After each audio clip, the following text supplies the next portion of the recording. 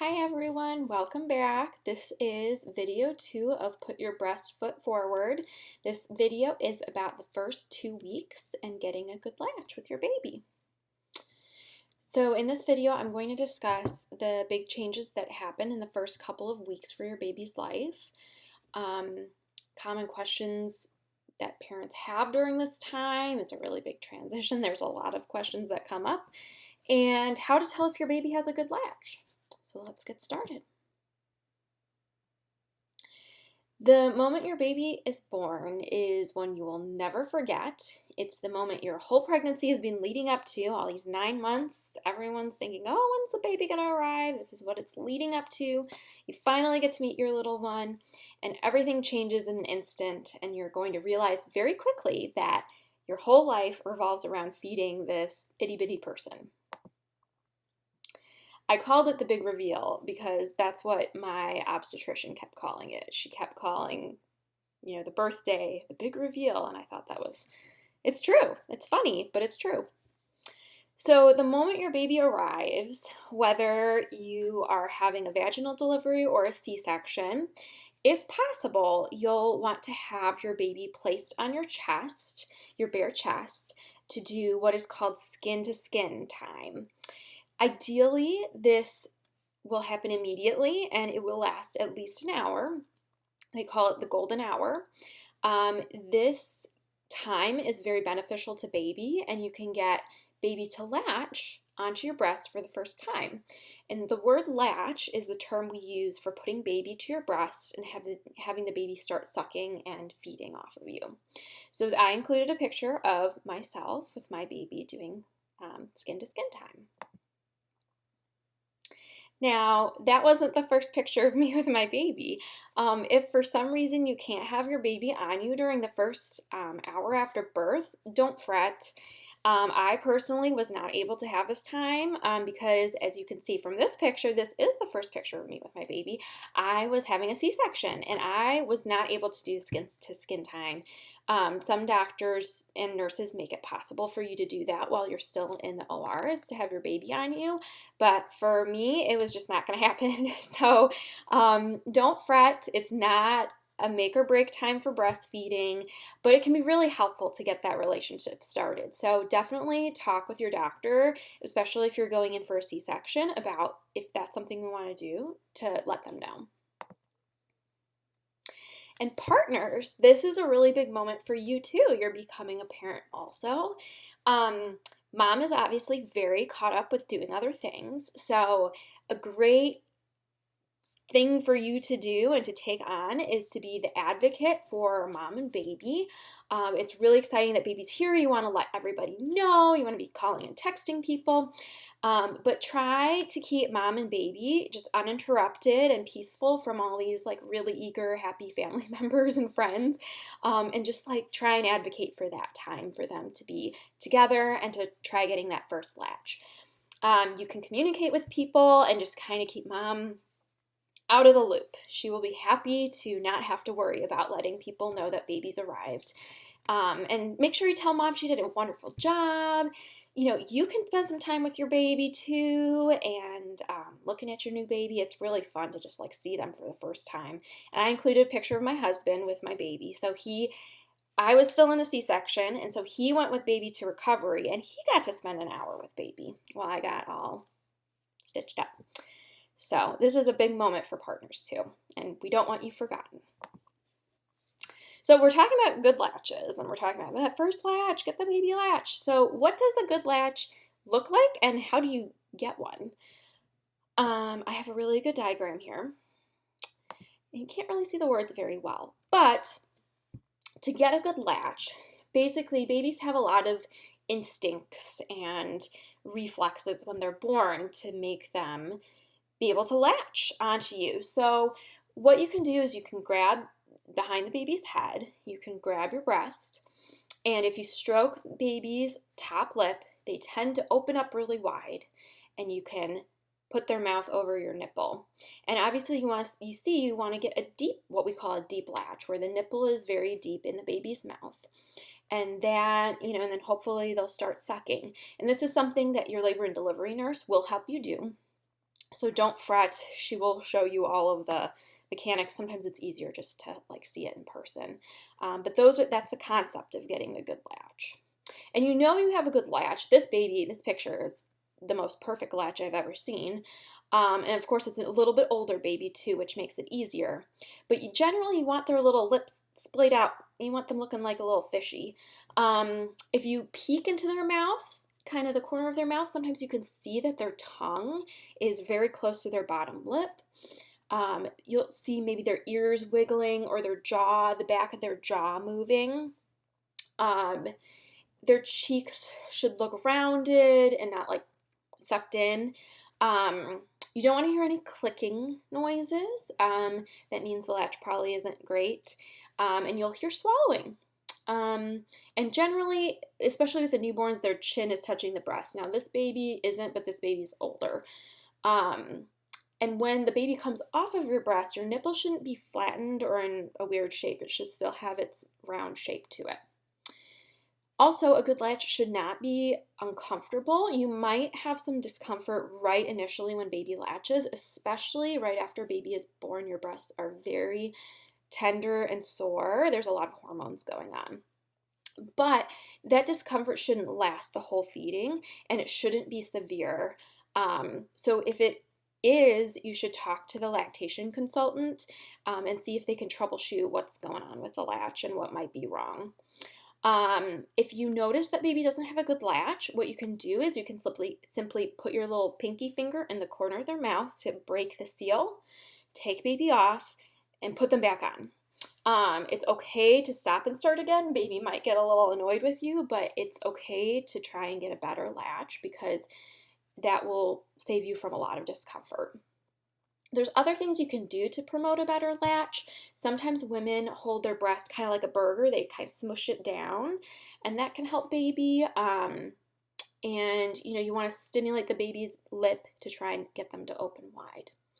We're going to talk about holds for feedings in another video, so we'll talk about this a little bit more. But in general, those are the basic concepts. And partners, let's not forget about you.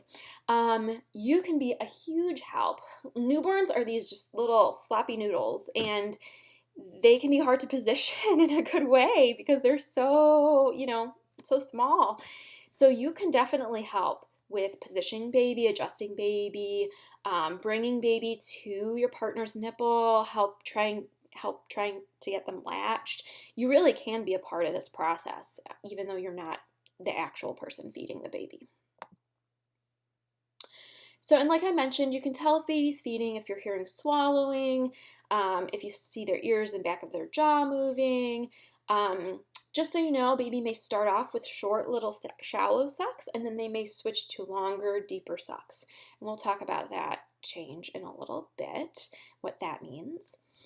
And then some women ask, do I give baby both breasts or just one? Typically at the beginning, when baby's a newborn, you will offer both breasts. So you can feed one side, give them a burp, feed them on the other side. After a while, some women and babies, they only feed off of one breast per feed. And what you will do is you'll switch off which one you feed from. Now, if you continue to feed from both breasts, what you want to do is switch off which breast you start first. So if you did the right, then the left, the next feed you want to do the left and then the right. So it kind of varies based on the baby, but typically in those first couple weeks you will at least offer both breasts to baby. But you can always check with the lactation consultant and pediatrician if you have questions about if baby needs to keep doing that or whatnot. So you may hear the term milk letdown, and as my husband put it, what is it supposed to be disappointing or something? No, it's just what they call. The other name for it is milk ejection. So this is basically when the milk starts readily flowing from your breasts. So if we think back to the anatomy we looked at in the previous video, we saw that we have this glandular tissue that makes the milk, and then we have the ducts that transport the milk out of your nipple. So I think of the ducts like a straw in a milkshake, and that's no pun intended, but think of a milkshake, and when you first start drinking, you have all this air in the straw, and you kind of have to get the straw primed. So think of that with breastfeeding too. You have some milk in your ducts, but the baby needs to start stimulating your nipples and your breasts, and then you really start producing the milk, and the milk starts flowing. So that's what I mentioned before, when baby sucks a little bit lightly, and then they start getting fuller sucks and you hear swallowing. That's when your milk letdown is happening. You might also be, when you have your letdown, you might also feel some tingling or pins and needles sensation in your breasts. That's totally normal. Some women are very aware of when they're having a letdown, and some women don't feel anything at all. So either way, don't be concerned. That's just your letdown happening. So what is it that baby is actually eating from you? People always talk about milk coming in a couple days, but so is baby getting anything from you? And the answer is yes, baby is getting something amazing. It's called colostrum. Colostrum is liquid gold. That's what we call it. Your baby will be drinking colostrum from you for the first 3 to 5 days. It depends how long it takes for your milk to come in, but it's typically 3 to 5 days after birth. Colostrum is milk that your body makes when you're pregnant. It's very thick and yellow. It has a lot of really beneficial things like antibodies and white blood cells. That's why it's this really golden color. And this is so helpful in your baby fighting infection. Your baby, when they're born, has basically no immune system, and this really helps them fight off infections that might happen. Also of note, some women will leak colostrum during their pregnancy and some don't. Whether you leak or not, that's no indication of your milk supply after birth. So don't worry if you don't leak, and if you leak a lot, then I guess you're going to be using a lot of breast pads, but it doesn't necessarily mean it's going to be a good supply or not after birth. And also know that baby only needs small amounts of colostrum in their first few days. And we'll talk a little bit more about how much baby actually eats in another video. But as you can see, it's on the left there, that's the colostrum. So after colostrum, your milk will come in. This doesn't mean baby hasn't been getting anything. They're getting colostrum. It just means that your milk is changing to transitional milk when your milk comes in. You'll have your transitional milk until about 10 to 14 days after birth. So it can be about a week and a half that you have transitional milk. And you'll be making more milk with your transitional milk. It'll be more volume, and baby will start drinking larger amounts. But the transitional milk is still packed with nutrients like colostrum. There's just more volume. So it is still a yellow color, and I actually have some frozen transitional milk from when I had my baby, and I want to just show you the color. Hopefully we can see. So as you can see, this is the transitional milk, and this is the regular milk. So when you see them side by side, you can see how yellow that transitional milk is. It's got all that good stuff in it. So that's what your baby is getting. When your milk comes in, you'll know it. Your breasts will feel very full. They might feel very sore.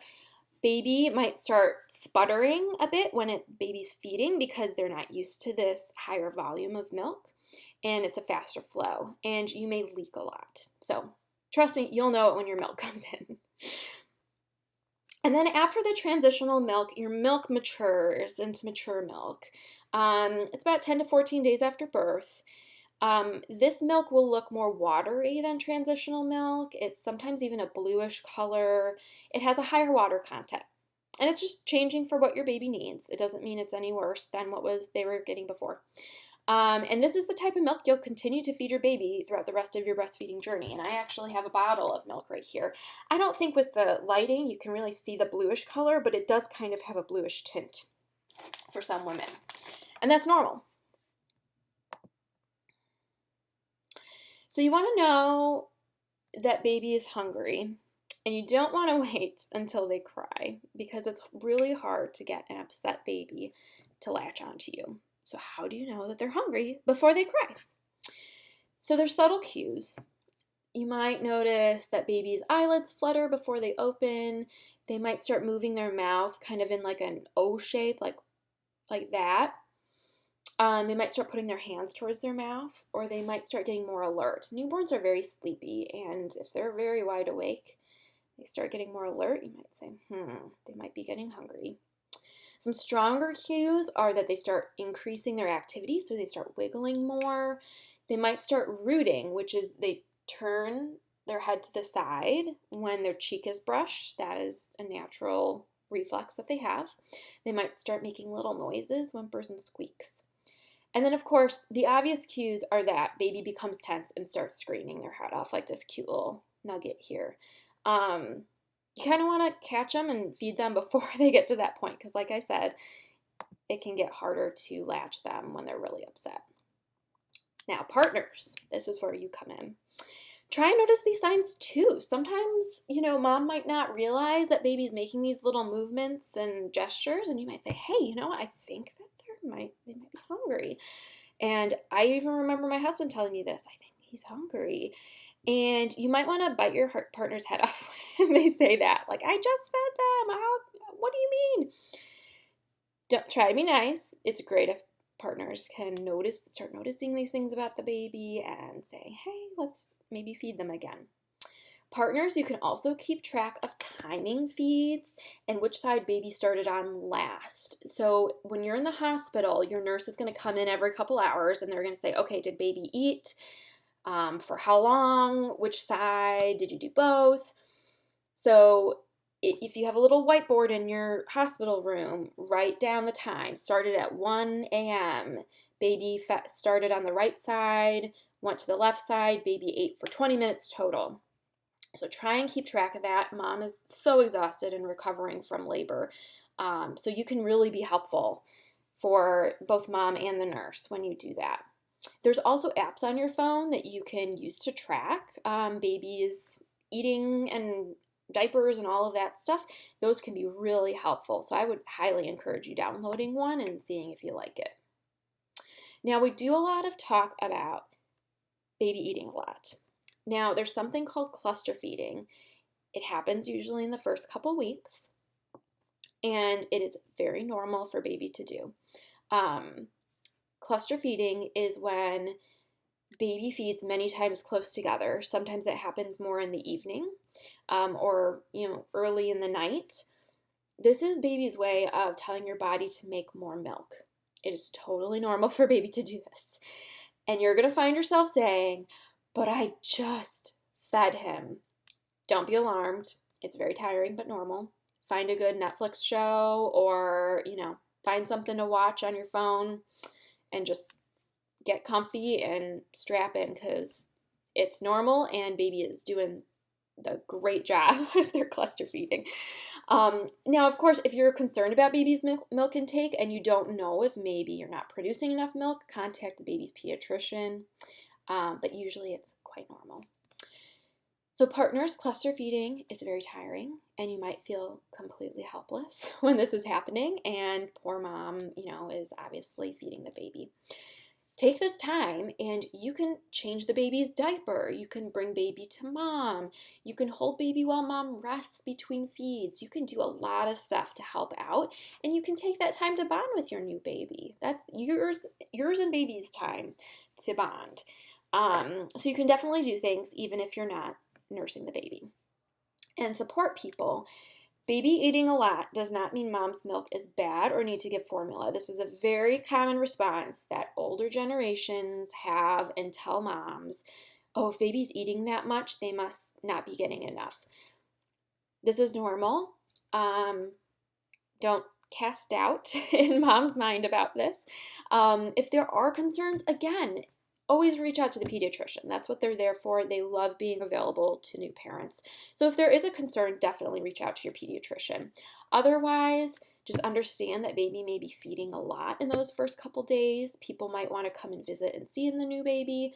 But just be respectful that that's mom and baby's time to get that milk supply going.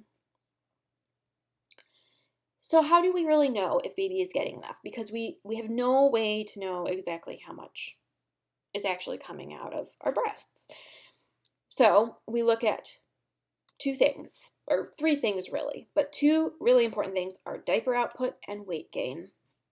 So diaper output, once baby is past the first couple of days, they're going to make 4 to 8 wet, which is urine diapers, and 3 to 4 stool diapers.